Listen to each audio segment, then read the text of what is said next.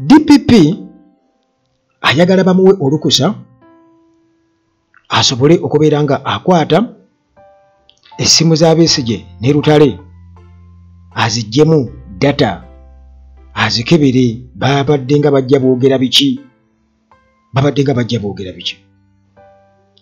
Waliwo omuntu omwe yagambye nti Museveni arisikinga chances ez'embwe ez'okufuga Uganda paka kufa mbu singa Besigye afiira mu kkomera. Simanyi butuufu bwakyo naye ng'oli bw'ati bwe yagambye nti Museveni arisikinga chances ez'okufuga Uganda paka kufa mbu singa Besigye afiira mu kkomera.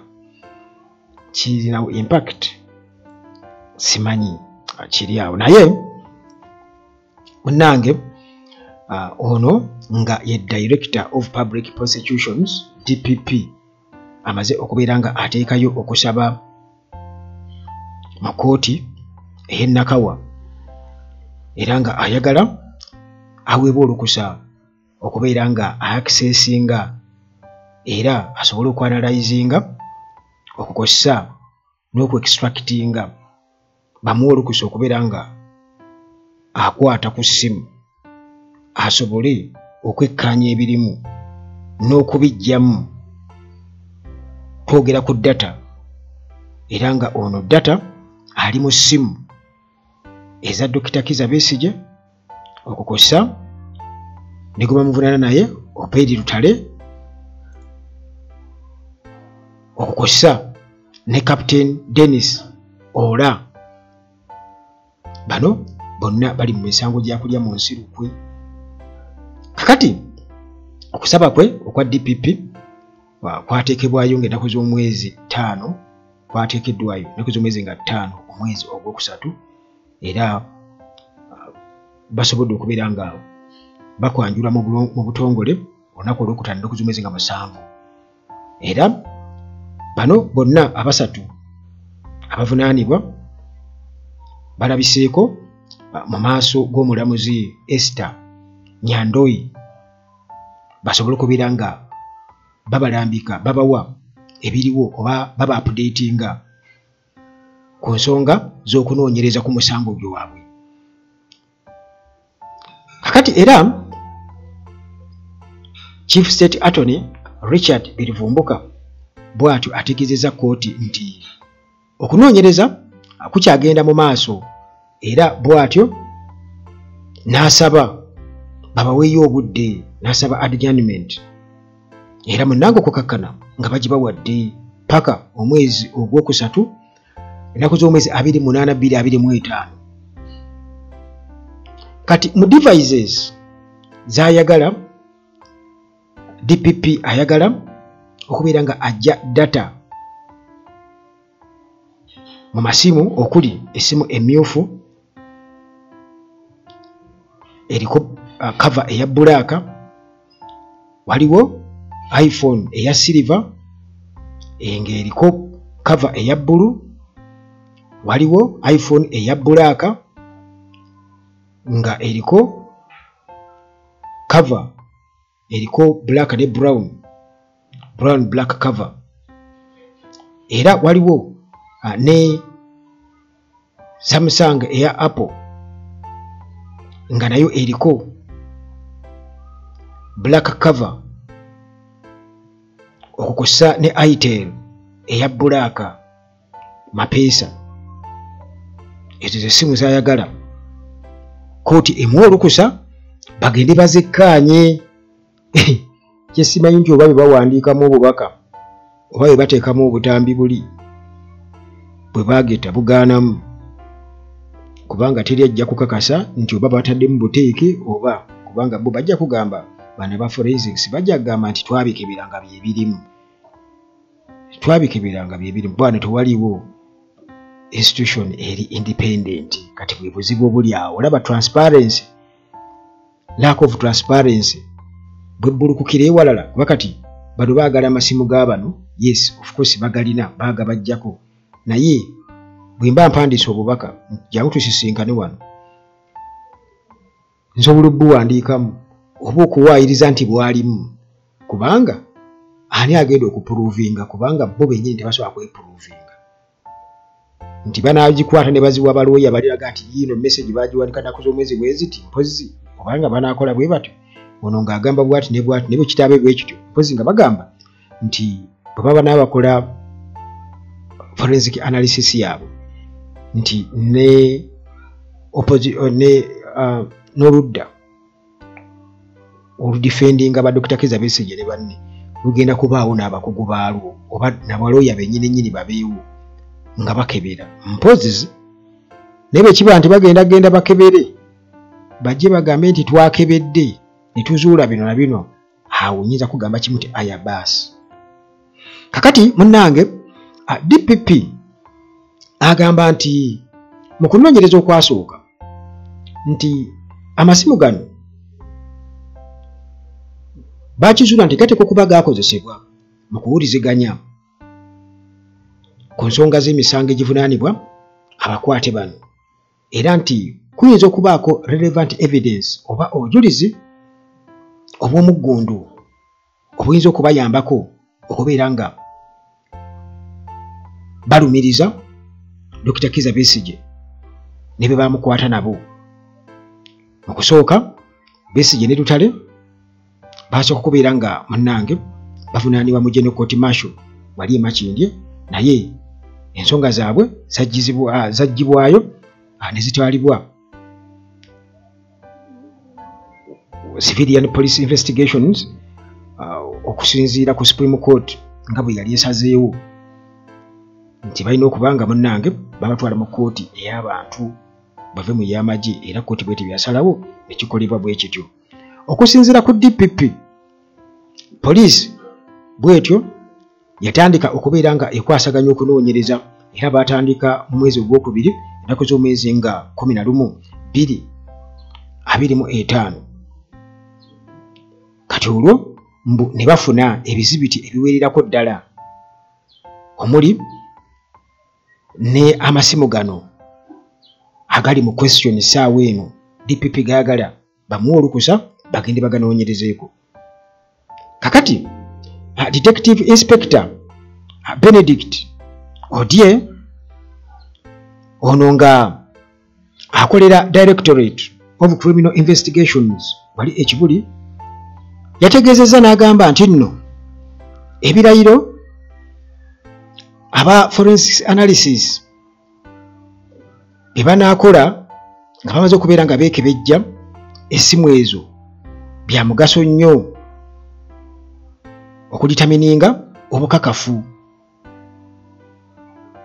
nti data aliko ddala yoyo abaluma oba obujulizi obuyinza okukozesebwa mu musango. Kakati era DPP bw'atyo nga ayagala ng'asaba court order enzijuvu okubeera nga asigaza devices zino oba amasimu gano paka nga omusango guggaddwawo completely. Ndowooza okiraba nti DPP olwo bamaze okubeera nga batwala amasimu eyo bagakebedde aba forensics of course baabwe kati bakebedde bo bali bakoze affidavit nti twalabe bino na bino na bino na bino. Okay, kakati DPP amasimu yasaba dda kooti alina kooti order okubeera nga agasigaza paka omusango gukoze eki guggaddwawo gwo gunaggwalwawo ddi oba lwaki ayagala amasimu ago yabaabeera nago paka. Ndowooza okiraba nti oli akugamba obujulizi tubulina ku masimu tubulina nga kulayijajja tubulina bannange mujja kubeera shocked tubulina naye nga be bakola ki amasimu be bagalina baagatwala kubanga waliwo omuntu be yatugambye nti bano abasajja be bajja okukola search ne bajja okubeera nga bayaza ennyumba yo bajja kutwala buli kimu n'empapula ziwasomerako bazitwale basangamu ssente bazitwala toddamu kuziraba kibalina kye batwala kebendaga muntu n'oddamu kugiraba tolina nawogikiggokereiminga nti kugifune byonna babitwala weebuuza empapula bazitwala gwina okuddamu processinga birala ku UNEB babitwala toddamu kubirabako. Kakati amasimu ago DPP mbwayagala bagamulekere bupaka omusango liggalwawo ekyebuuzibwa ddi kubanga bo bajja kakasa nti amasimu ago bo bagalina katubagezeko tracking ndowooza buli muntu yenna n'abadogo boogera nabo bagamba ekintu kyolabira ddala nga mubutuufu bwe baba balina obujulizi buli obw'amaloboozi gali ate obw'amasimu bwetaaga bwaki kubanga balina obujulizi obw'amaloboozi basobola okulubika Besigye ng'ayogera ne banne balina juzi baalikodinga Ibrahim Ssemujjunganda ne munnamawulire omu nga boogera ku Andrew Mwenda. Kaakati ate obujulizi bwetaaga bwaki amasimu baagala gaaki okubeera nga bagakebera ye bayinza okuba nti bannagakebera gw'osuubira okuba nti kati DPP basaba Just Busabe lukusa okuva eri omulamuzi oba kooti bakikola just officially wano naye kati eri babeera baagakebedde dda era babeera bawagiseemu dda ebyabwe kubanga yakugamba nti bwe bamala okugabawa tebaddamu kugaliriizinga paka mbu nga keesi eggaddwawo keesi egenda kuggalwawo ddi. Kakati bannange nti okusaba kuno okwaba forensics analysis yaabwe kugenda kubaawo kugenda kuwulirwa kooti okusaba kwe basabye nti aba forensics bakola analysis ku gadgets ezo kooti egenda kukitunulamu. Kakati okusalawo oba okuwulira ekyo kigenda kubeerawo mu March ennaku z'omwezi nga 14 2025. Kati ebyo bibiri kitegeeza nti Besigye guno kati kino kirala kyalukusa kuba DPP lukusa kubeera nti accessinga gadgets zino ne bazikebere n'aba forensics. Kati ate n'omusango gwennyini nagwo ennaku z'omwezi nga 28 omwezi ogwokusatu awo saagala mubulwe mutabulwe nga bwe mwatabulwa ku musango gulimu mukaaku ogw'okwekalakaasa olw'ebbeeyi y'ebintu ate na guno oguliwo kati awantu nga olaba argument yaabwe yali tekwatagana nga tebabitegeera nga babigattiriza. Kakati munnange defense team ba defense lawyers aba Dr. Kizza Besigye okuli Frederick Mpanga wamu ne Elias Lukwago bwe batyo nga bagaana okubeera nti ensonga eno ewulirwa mu bwangu ey'okusaba gadgets oba amasimu g'abano nti bano DPP mu kusaba olukusa nti kooti ekiwulire mangu nga bwe bagamba nti ennaku z'omwezi nga 14 nga bagamba nti babadde babasaavinze ku lunaku lwakuna ennaku z'omwezi nga 6 kati nga tewali budde kubeera nga banoonyereza oba kupreparinga ensonga ebagenda kukiwooza batya bagenda kukyogerako batya era wewaavudde okubeera nga bongezaayo ennaku z'omwezi nga 14 kubanga bano babadde baagala basalirewo awo mangu kooti esalewo omulamuzi olwo babeera bamubuulidde gamba mukale nsikiriza sirabangayo gavumenti ng'esabye omulamuzi ekintu nga lawyer wa gavumenti asabye omulamuzi n'agaana sikirabangayo ekyo sera kiraba by the way. Kakati era munnange tiimu ya Besigye tiimu y'abalooya nga bagamba clients baabwe nti babadde tebannaba kubeera nga baliviewinga mu kusaba kwa DPP okuditamininga oba baagala okukigaana oba okukikkiriza. Kakati defense team nga yeetaaga obudde okubeera nga econsultinga oba nga yeebuuza ku baklayant baabwe Besigye wamu ne Lutale nga tebannaba kubeera nga bafayiringa affidavits okukiwakanya oba okukikkiriza. Kakati nga oludda oluwaabi luno nga lukulembeddwamu Birivumbuka bwe lutyo lwasabye nti Captain Ola bamujje ku application ku kusaba okwo era nti okusaba okwo kugende mu maaso ku Besigye ne Lutale okusaba kuli okw'amasimu nti babawe olukusa okubeera nga bakisesinga amasimu abo kitegeeza nti ebyo bamumaliriza dda oba kyonna kye bafumba be bamanyi kye balina awo ku nsonga zo naye kati bali ku Lutale. DPP agamba kooti erina okubawa olukusa bafune essimu za Lutale naani Dr. Kizza Besigye bagende bakole forensic analysis babakugu bazeekebejje bajjeko data bakole batya n'ebirala. Mpanga era nga y'omu ku ba defense lawyers ku side ya Dr. Kizza Besigye bw'atyo yayongedde okubeera nga yeemulugunya ku kulwisibwawo okw'okunoonyereza n'ategeeza n'agamba nti ennaku ez'okunoonyereza zaggwako dda era nga yeebuuza kiki ekikyasigaddeyo ekyokunoonyereza. Lukwago naye bw'atyo n'annyonnyola ng'agamba nti emyezi 6 egy'okunoonyereza gino gyayisibwamu amaaso oludda oluwaabi era bw'atyo n'asaba kkooti awo eteekewo embeera okukakasa nti wabeerawo fair trial. Kakati Mpanga ono yayongedde okubeera nga ategeeza nti Besigye Lutale nti bano babadde mu nkomyo okuva Novemba 2024 ate Captain Ola ye munnange abadde mu nkomyo ebbanga erisoba mu mwaka, abadde mu nkomyo omwaka mulamba n'emyezi 4 era bw'atyo n'ategeeza nti abavunaanibwa bano munnange baabamma eddembe lyabwe ery'okubeera nti nno omusango gwabwe guwulirwa mu budde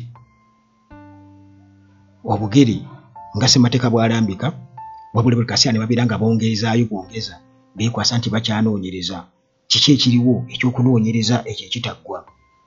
Captain Simon Buswaga Nsubuga ono nga ye looya owa Ola bwe bali ku misango ne Dr. Kizza Besigye ne Lutale naye yakiwagidde era n'abuuza lwaki okunoonyereza tekukomekerezebwanga mu kiseera ekiwanvu bwe kityo. Kooti session nga tennaba kubeera ng'eggwako obunkenke bwabadde bw'amaanyi kubanga era abajjaati babadde bayiiriddwa. Kakati olwo baatuze n'okubeera nga bayingira mu kkooti abasirikale ababagalidde emigemera wala. Obunkenke munnange ne bweyongerera ddala mu court room naye munnange mu ngeri y'okukiwakanya olwo omulamuzi n'asalawo komanda n'alagira nti bafulume court hall. Ekintu kye neebuuza nti y'omulamuzi wakati omulamuzi otudde olaba abasirikale bayingidde n'emmundu kitegeeza yimukatambula gamba nti sidda nga temunafuluma kitiibwa kyo ng'omulamuzi n'ovaawo n'obaleka ne bayimirira awo sidda nga temunafuluma. Naye munnange kati ate abawagizi ba Dr. Kizza Besigye ne banne ne balooyo olwo bwe baleekaanira waggulu mufulume embeera bwetyo n'ebeera nga ereetawo obunkenke bw'amaanyi nnyo kagamba nekireetera bano okubeera nga bafuluma embeera gye baataddewo kuteekawo obunkenke. Kakati oludda oluwaabi lugamba nti wakati wa February 2023 ne November 2024 Besigye Lutale wamu ne Ola mbu bano beetaba mu meetings oba mu bufubo Geneva, Switzerland, Athens, Greece, wamu ne Nairobi wane Kenya. Ogusa ne mu locations endala wano mu Uganda nga basisinkana. Era nti bano babadde nga bagezaako kubeera nga banoonya obuwagizi nga baagala bafune emmundu n'ebirala ebikozesebwa n'ekigendererwa eky'okuggyako gavumenti ya General Museveni. Kakati munnange nga bwe nkutegeezezza nti ng'ennaku z'omwezi 14 kooti egenda kuba ewulira okusaba kwa DPP okubeera ng'afuna access ku gadgets zino mu masimu aga Dr. Kizza Besigye ne banne ennaku z'omwezi 14. Kakati ate main case yo ya nnaku z'omwezi nga 28 omwezi ogwokusatu 2025. kakati olwo awo emirundi egyo ebiri nti kitegeeza ennaku zomeze 14 musuubire nti Besigye bazze kuwulira bino kooti ekkiriza DPP abeera nga accessinga gadgets zaabwe oba kati ate ennaku zomeze nga 28 ku nsonga eri endala. Kakati olwo munnange bino byonna nga bikyali awo nga buli omu yeebuuza kiki ddala ekigenda mu maaso kubanga ddala basale mu musumba juuzi agamba nti eyo Besigye mulinde bulinzi bano baagala kumuttira mu kkomera eraga nti apano Besigye baagala kumuttira mu kkomera era tulize mulambo gwe. Juuzi Winnie Byanyima bwe yakyalira ku Dr. Kizza Besigye nga amaze okubeera nga akomekereza hunger strike yatutegeeza nti Besigye kati ali mu mbeera simbi era ayogeza maanyi nti omubiri gwe gutandise okubeera nga gufuna amaanyi. Bingi nnyo oba oli awo ebyetaaga okubeera nga tutegeera bitegeere tujja genda tubitegeera mpola mpola. Besigye ne Museveni bafaaki? Besigye ne Museveni bafaaki? Nti Museveni kyataasobola kubeera nga oba oli awo akwasaganya Besigye ku mulundi guli emirundi gy'erina gyonna gy'ayeesimbyewo kuba pulezidenti ndowooza ng'atya ku ngeri gy'ali gy'abadde main opposition figure ng'agamba bwe naamukwata bajja kukola bwe bati naye kakati kyekiseera tumalirize ate ebyaffe. Lwaki naye lwaki oyiikiriza waitu olina kamba sibulire wano era tugenda kukomawo mu mboozi zaffe endala wano ku Uganda Atlagi tulabe ffe Kawempe Palamenti ani ayogedde ki ngera mu bimanyi Uganda nti